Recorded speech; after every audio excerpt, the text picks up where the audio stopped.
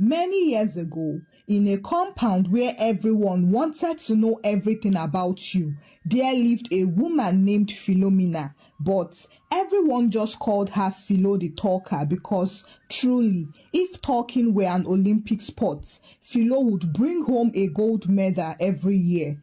Philo had the kind of mouth that never got tired of talking. It wasn't that she was wicked or rude. No, not at all. In fact, she was very funny, loud and lively, and she always had something interesting to say. But her biggest weakness was that she did not know where to stop.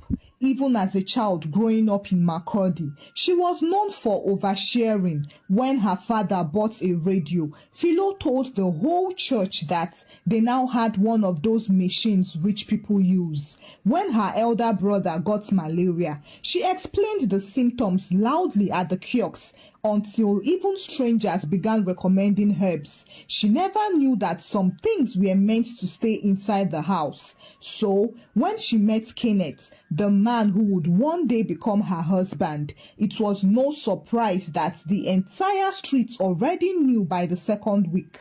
Kenneth was a quiet man. He was very calm and very intentional. He did not talk much, but his actions spoke volumes. When he first met Philo during her NYSC in Ilorin, she was shouting at a keke driver for giving her 100 naira change instead of 150 naira. Kenneth stood behind her, quietly watching the drama. Then he stepped forward, handed her 50 naira and said, "No need to fight over what you deserve." That was it. Philo turned around, looked at him and said, "Ah, this one has sense." And from that moment, she decided he was going to be hers. Kenneth didn't fight it. She cooked for him, washed his clothes, and called his mother to greet her, even before they started dating officially. However, Philo did not stop talking. She said everything on her mind, her dreams, her fears, her circle dates, and even how many boys had toasted her in the university. Kenneth would just smile and nod. Some days he would say, "Philo, your mouth will put you in trouble one day," but she would laugh it off. Trouble can't catch a woman with a pure heart. They got married much later and moved to a big compound in Lagos. It was one of those buildings with 6 flats, a central water tank, a mango tree in the middle, and the landlady living upstairs with 2 wild dogs. Everyone there knew everyone's business. At first, Philo promised she wouldn't mix with compound people, but that promise only lasted for 2 weeks. It did not take long before she became the gist madam of flat 4B. Her favorite time was evenings after work, when all the women would come outside to sit under the mango tree to either peel egusi, braid children's hair, or fry akara. That was when Philo would strike. She would sit down, stretch her legs and begin. One evening, as usual, she started with, "Ladies, some of you need to go back to your prayer closet. You see this man I married, Kenneth. Chai, I don't even know if God over answered my prayer or he just wanted to spoil me." Everyone laughed. Auntie Mimi crossed her legs and said, "This gist go sweet oh." Z, the flashy single girl from flat 1A, giggled and ate her chin-chin. Mama Nkechi shook her head and muttered, "Just put small sense in this your plenty talk." But Philo continued, "Yesterday night, after I finished serving him jollof rice and plantain, Kenneth came in, dropped a bundle of cash on the table and said, 'Babe, that is your upkeep for this weekend. Guess how much?' 10,000 naira, Z guessed. Philo rolled her eyes. 150,000 naira, just like that. The women exclaimed, "Ewo, na lie, you are lying." Philo laughed out loud, then lowered her voice and said, "That is not even the real gist. Do you people know that this man does not get tired in bed? He would go 5 rounds back to back." They all screamed, and Auntie Mimi, a divorcee, shook her head and said, "God, what did I do wrong in my own marriage?" And as they laughed, clapped and shouted goals and na man you marry. Philo continued giving away the secret recipe of her marriage. Every day, she would come out and talk about how Kenneth handled pressure, how he hated lies, how he loved it when she massaged his neck after work, and even how he responded to certain kinds of lingerie. She would reveal everything, nothing missing, nothing reserved. She left nothing to mystery. To her, it was all fun, honesty and sisterhood. One evening, after Philo had finished her usual bragging session under the tree, Auntie Mimi drew closer and asked her, "Philo, no vex so, but are you not worried that this your stories might give somebody ideas?" Philo laughed and shook her waist. "Auntie Mimi, you sef, check me out now. Who won't take my man from me? Is it by mouth? Let them try it. Don't worry. Kenneth is not that type that can be stolen." But Mama Nkechi walked away and whispered to herself. Even Samson fell asleep on Delilah's lap. Philo did not hear it. She was still laughing confidently, unknown to her that the present-day Delilah was already doing her calculations. It started like a joke with the casual "Good evening, Sir Kenneth." Then it migrated to an extra sway of hip and one pretend cough that just happened to reveal cleavage. And that was how Z, the compound small waist, wig-wearing, fake eyelash-fluttering God-went specialist, began her mission to overtake. At first, she didn't take Philo's story seriously. She thought Philo was exaggerating as usual and just trying to make her marriage sound like a fairy tale. But the day Kenneth drove into the compound in his clean white Corolla, came down, opened the gate himself, and then went around to open the passenger door for Philo, Z's eyes changed. She stood by her window, peeping from behind her curtain, watching Philo step out of the car with pride, with her handbag slung over her shoulder, as if she was one of the real housewives of Lekki. Kenneth gently placed his palm on her back and said, "Don't forget to drink the warm water before sleeping, okay?" Z's mouth opened wide in shock. She did not even realize when she said to herself, "This man is rare." That night, she called Auntie Mimi. She whispered like someone planning a robbery, "Ma, I don't know what is inside this Kenneth, but the way that man behaves, he's too sweet. Is it truly that nice, or Philo is just lying?" Auntie Mimi exhaled like someone who had been waiting for that question. "My dear, men like that are not common again. And it pains me that it is Philo who got him." Z laughed. "Why does it pain you?" Auntie Mimi paused and then explained. "Because Philo does not know how to guard a good thing. She talks too much. She exposes too much. She thinks everybody is happy for her. Meanwhile, wolves are clapping while sharpening their teeth." Z nodded slowly. So, if someone were to collect him, it wouldn't even be that hard." Auntie Mimi smiled darkly. "My dear, you are smart. I like that." And that was how the Operation Takeover started. Z stopped going out in her usual bonnet and mismatched skirt and blouse.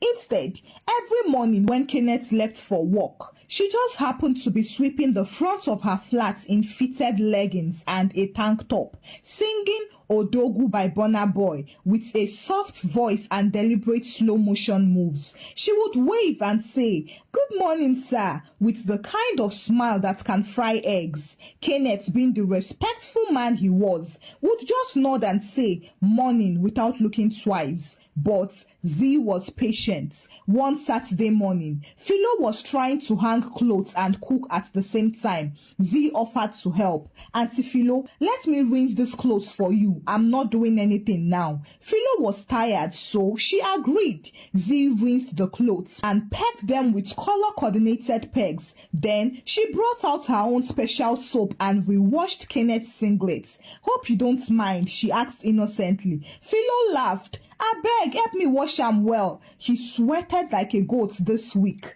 Z smiled. No wahala. But his chest must be fine, no. I can imagine how it looks in this white singlet. Ah, Z, you know well. Wash the singlets, abeg. Of course, Z washed the singlets very well, but she even took it further from there. She remembered everything Philo had ever said under the mango tree, that Kenneth loved coconut rice, that he hated strong perfume, that he did not like loud women, and that he responded well to forehead kisses. Z memorized everything and got ready to put them in action. One day, when Philo traveled for her cousin's introduction in Benin, Z struck. She cooked and tied a wrapper as if she was just casually at home, but with nothing underneath. Then she knocked at Kenneth's door to return a charger she borrowed from Philo. Kenneth, who was distracted by work emails, didn't look up before saying, "Coming." Z entered, dropped the charger and turned. Suddenly, her wrapper fell. Kenneth looked up and froze. "What are you doing?" Z walked closer. "Don't be afraid. It's just skin. Philo told us you like skin." Kenneth stood up angrily. "Z, are you mad? What rubbish is this?" Z smiled, picked her wrapper and said, "Don't worry, I'll be back. Men like you are rare, but your wife talks too much." With that, she left. Kenneth sat back down, disturbed and confused. Z's next step was to apply pressure until the target suffocates. So she did not stop. She only changed tactics and went subtle. There would be no more seduction. She became gentle, respectful, and quiet. When Kenneth came out to wash his car, she greeted him softly. When he looked troubled, she asked if he was okay, like someone who cared. And slowly, she began to convince Kenneth that his wife had made him a public property. One evening, Kenneth sat alone in his living room scrolling through old Facebook posts when he saw a comment Philo had left on a post months ago. "I have the sweetest man, 5 rounds, and he still goes to work by 7 a.m. People had liked the post. Z had laughed under the comments and typed, "Send him my way, na joke oh." Kenneth read it again and something sank inside him. "Send him my way." And Philo had even laughed at the comments too. She laughed at the enemy's invitation. That night, Kenneth didn't sleep. Z's words rang in his ears over and over again. She talked too much. Men like you deserve privacy. Unfortunately, the bites came faster than expected. Even though Kenneth didn't cheat that night, something in his heart shifted and he began to pull back from Philo. The hugs were brief and the jokes became dry. Well, Philo did not even notice. She was still under the mango tree bragging. "This my husband, eh? If you see what he did to me on Sunday afternoon, chai! Z, don't worry, your own time will come. Auntie Mimi, na prayer you need." And in the corner, Auntie Mimi just crossed her legs, sipped her zobo and said amen. But her amen was not prayer. It was a confirmation because she knew Z had now entered the heart of the man Philo had exposed with her own mouth. By the time Philo noticed the change in Kenneth, it was already too late. He had stopped picking her from work and was always given the excuse that there was traffic. Then he started eating less of her food, claiming he had already eaten at the office or he wasn't feeling hungry. And then one day, when she touched his chest and whispered as usual, "My sugar zaddy, let's go in," he looked at her as if she was forcing him. Philo frowned. "Kenneth, are you okay?" "I am fine," he said. But he wasn't. Something had changed. It was as if someone took the old Kenneth and replaced him with a distant and moody stranger who was physically present but emotionally elsewhere. He now stayed on his phone all night, claiming it was emails. and he would always put his screen face down whenever Philo walked in. She tried to pray. She even fasted one day and poured anointing oil on his shoes, but nothing changed. Instead, it got worse. Then one day, reality slapped her in the face. Philo was in front of Mama Ada's shop buying tomatoes when she overheard two women chatting near the pepper stand. One of them said, "You know say that Z girl don't hook one correct man." The other replied, "Hook care, she don't fish am well. I even hear say the man na married man, but they plan to leave the wife because her own don't tire am." Philo's heart jumped, not because she suspected Kenneth. No, that thought didn't come immediately, but because how could such an update about Z having a man pass her without hearing? She turned and joked with the women. "Abeg, which man Z hook again?" The one holding Pepper looked at her up and down and stammered, You never hear? No mind me, oh, I just dey talk anyhow." Philo smiled, but inside her chest, she was restless. She walked home faster than usual. Her hands were shaking as she opened the gate. She did not even greet Mama Nkechi properly. She just muttered good evening and rushed inside. Kenneth wasn't home. She waited for him, but by 9 p.m., there was still no sign of him. Then, by 9:30, he walked in with his shirt untucked, smelling of female perfume. Philo's heart beat like a drum. "Where are you coming from?" "From work." "Kenneth, which office smells like Victoria's Secret perfume?" Kenneth turned slowly and looked at her. "You see, that is the problem. You want to police my scent after you have turned our whole marriage into comedy skits under a mango tree." Philo's mouth opened. "What? You think I don't know? I see the way people look at me when I walk past the compound, as if I am their business. They already know how I perform in bed and how much I give you for upkeep. Do you know how embarrassing that is, Philo? You have made me a story." Philo's voice cracked. "But Kenneth, I was only gisting. I was proud of you. What's wrong with sharing good news?" Kenneth laughed a cold, bitter laughter. "Really? Continue then. Continue giving them the instruction manual on how to replace you." Those words hit her like a slap. She tried to hold him, but he shrugged her off. "I need space." And then he walked into the bedroom. Philo slumped on the sofa, speechless. Her whole body was shaking. The next day, she came out looking pale. She did not go under the mango tree. Instead, she sat on the corridor like someone whose spirit was missing. Z walked past with a loud good morning and sipped her yogurt. Philo couldn't breathe. That evening, she knocked on Auntie Mimi's door. "Mimi, can I talk to you?" Auntie Mimi, the master manipulator, opened the door wide and acted shocked. What is it? Why is your face like this?" Philo broke down in tears. "It's Z. It's Kenneth. I think something is going on between them. I don't have proof yet, but everything in my heart is shouting." Auntie Mimi gave her the performance of her life. She acted surprised, hugged her and offered a glass of chilled juice. Then she said, "You know I warned you before. I told you now. But you were busy entertaining us with stories instead of guarding your marriage." Philo wiped her tears. "I didn't know. I didn't think." "You didn't think anyone would use your own words against you?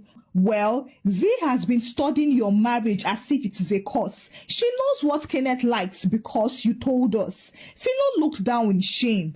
"Is it too late to fix it?" she asked in a broken voice. Auntie Mimi paused and said, "You can try, but if Kenneth has truly tasted betrayal and likes the attention Z gives him, it will take more than an apology to bring him back. You have to become what you were before you started performing." Later that night, Philo tiptoed into the bedroom. Kenneth was lying on the bed with his eyes closed. She lay beside him, placed her hand on his chest and said, "I'm sorry." He did not move. Tears rolled from her eyes. "I miss you, Kenneth. I miss us. I miss the man who used to tickle me until I laughed like a goat.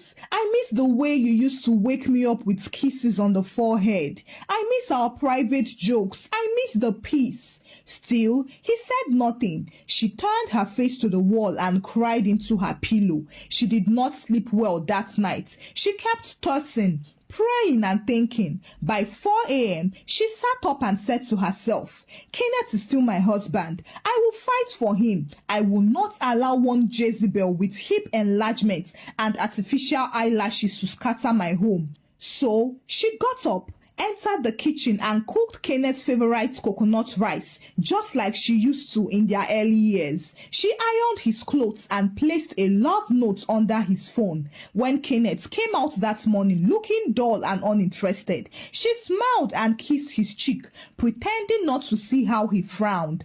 Baby, your food is in the flask. Drive safely, okay? He nodded slowly, thanks, and left. He did not even smile or say I love you, just thanks. Later that day, Philo went to meet Mommy Ejiro, one of their church mothers who lived in their estate. Mommy, please help me. Someone is dragging my husband with me, and the annoying part is that I gave her the recipe to do so. Mommy Ejiro looked at her and said, then you must change the flavor. Stop being what everyone expects. Go silent and strategic. War is not won by shouting. Philo nodded slowly as the words sank in. She was ready. From then on, she stopped bragging and avoided the mango tree. She also started dressing like the woman Kenneth wanted her to be. The simple, feminine, and graceful woman. She stopped wearing loud makeup, started cooking fresh meals, and prayed beside his pillow at night. But nothing changed. In fact, Kenneth even grew worse. One evening, he came home with a bag of groceries, something he hadn't done in months. Philo saw it and ran out in excitement to welcome him. You bought foodstuffs? Oh, Kenny, let me help you. But he cut her off coldly. I am not staying. I just came to drop my bag. She froze. You are not staying? Then, who are the groceries for? He looked at her and muttered, they are for Z. She's not feeling well. I just wanted to help. Philo stuttered. You bought groceries for her? Kenneth shrugged. She's a good person, Philo. She listens and respects me. She doesn't make me feel like a trophy to be displayed under a mango tree. Philo's voice cracked. Kenneth, we've built a life together. We have a marriage. You want to throw all that away for respect? I am not throwing anything away, he said, and walked past her. I just need peace. Philo stood there holding the plastic bag of onions that fell from his car. She was shaking. By now, the neighbors had begun to gossip, and Z now walked boldly around the compound, wearing Kenneth's jacket like a crown. She even started greeting him loudly from her corridor, as if she was marking her territory. Uncle Kenny, welcome. I left that pepper soup for you on the table. And Kenneth would smile and divert to her room. Philo saw all these things and died each time. She knew she couldn't fight Z, as it would make the whole thing worse. In fact, she did not have any business confronting Z. However, she refused to give up. She decided to change strategy. One Saturday morning, she waited for Kenneth outside the church where he volunteered once a month. When he came out, she walked up to him. Kenneth, can we talk? He hesitated. She smiled and continued. Just 10 minutes, please. They sat on a church bench under a tree. Do you still love me? She asked. He did not answer. Kenneth, I know I talked too much. I know I was careless with our love. I treated you like a gist for the girls. I was wrong. But is that enough to end our marriage? To replace me with a girl that was listening for how to steal you? Still, he did not speak. She took his hands. I'm sorry. I really am. But don't let Z's silence deceive you. She may be quiet, but she's calculating. She doesn't love you, Kenneth. She only loves the idea of taking what I have. Kenneth pulled his hand away and stood up. Then he said, right now, Philo, it is not about who is right. It is about who makes me feel safe. I don't feel safe with you anymore. After that, he walked away. Philo sat there frozen. She looked around the empty church compound and shook her head. My mouth. My mouth has killed me. 3 days later, someone knocked at Philo's door. She opened it only to find Z standing there with a smirk. Auntie Philo, I just wanted to say thank you. Philo frowned. For what? For teaching me how to keep a man. Philo's chest tightened. You are evil. Z laughed. No, Auntie, I am just strategic. You gave me the guide. I just followed it. And she walked away like a peacock. Philo slammed the door shut and screamed into her hands. But deep down, she knew she did not have anyone to blame because it wasn't Z's plan that ruined her home. It was her own mouth. By the time Philo entered her 4th month of marital battle, she could no longer cry loudly and she could no longer explain herself to people. Now, she was a ghost in her own home, moving quietly and doing what needed to be done, but dying inside one piece at a time. Meanwhile, Z was winning and she was unapologetic about it. However, what broke Philo wasn't Z. It was Kenneth. One Tuesday evening, while Philo was making dinner, she overheard Kenneth on the phone in the bedroom. His voice was soft and romantic, the way it used to be when he spoke to her before. Yes, Z, I saw the fabric. You look stunning in gold. Don't be shy. That's what I like about you. You are gentle. You don't show off. Philo stood still with the kitchen knife in her hand. After a moment, she put the knife down, walked to the living room and sat. He was officially dating someone else in her presence, under their roof with no guilt.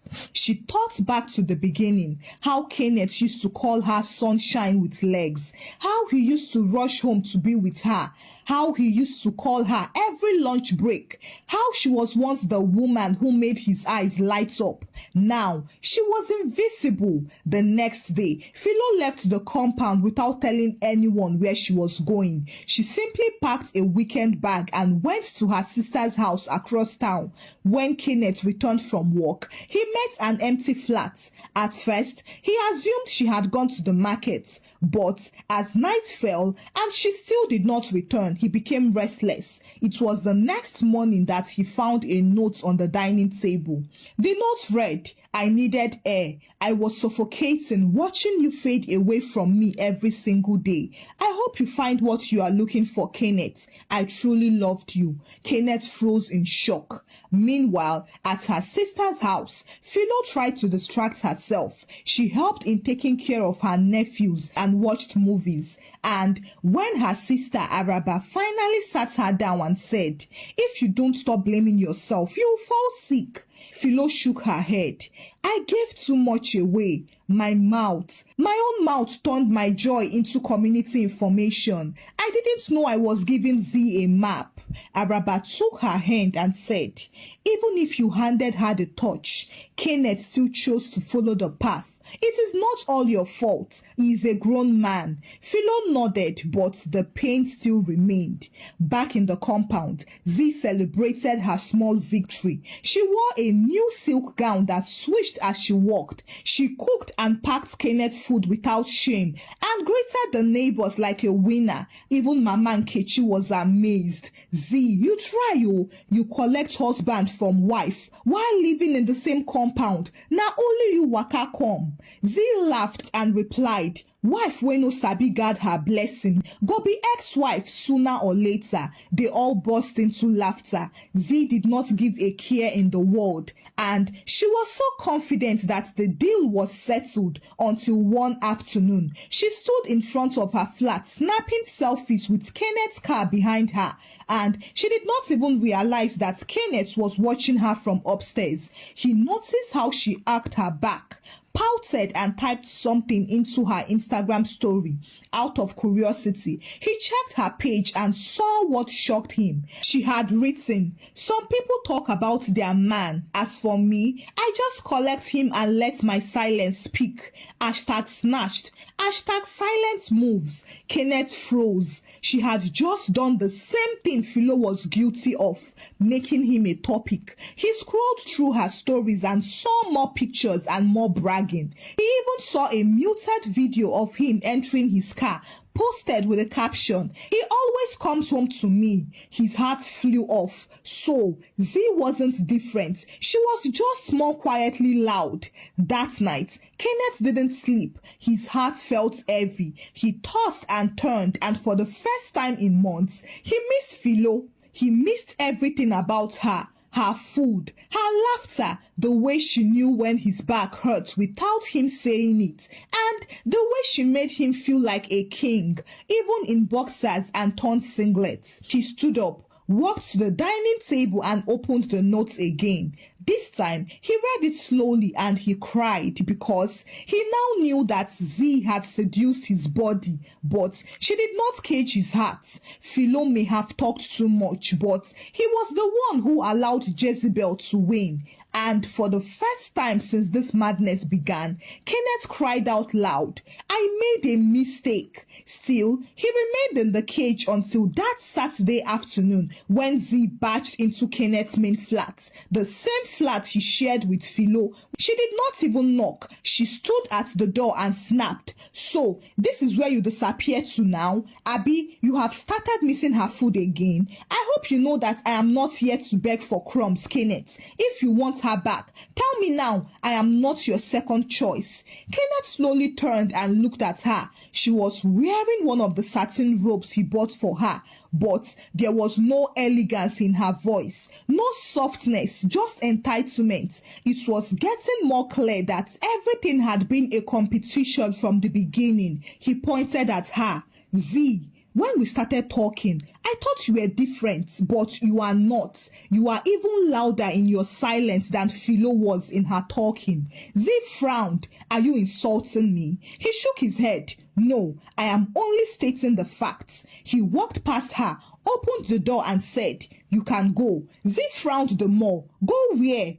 "Outside," she scoffed. "To where, Kenneth? After all I gave up for you?" Kenneth smiled bitterly. "You gave up nothing. In fact, you took my peace, my privacy, and my name for clout. But you know what the saddest part is? I allowed you, but not anymore." Z folded her arms. "So, you are going back to that loudmouth?" Kenneth nodded. "I would rather go back to someone who loved me too loudly than stay with someone who used silence as a trap." Z stared at him stunned. Her lips moved as if she wanted to curse, but no words came out. She stepped out and Kenneth banged the door behind her. The next day, Philo heard a knock at her sister's house. She opened the door and saw Kenneth standing there holding her favorite brand of chin-chin and a small piece of paper. He looked unsure. "I know I don't deserve a welcome, but I wanted to give you this." She collected the paper and opened it. It was her note, the one she left on the table before leaving. But Kenneth had written something underneath it. "I have found what I was looking for. It was you all along. I am sorry." Philo stared at him speechless. "I am not asking you to come home," Kenneth continued. "I am asking to come home to you, wherever that place is now." Philo blinked away the tears. "Are you done with her?" she asked. He nodded completely. "I want peace. I want the woman who made our home a heaven, even when she talked too much." Philo smiled slowly and opened the door wider. "Then come in, but this time it is you that will cook." They both laughed and embraced each other because what is love if there is no forgiveness? Thank you for watching the story. Kindly share your thoughts about the story with me in the comment section. What lessons did you learn from the story? Kindly share the story out with your loved ones. Give the story a thumbs up and subscribe to this channel if you've not done so by now. Until I bring another story your way.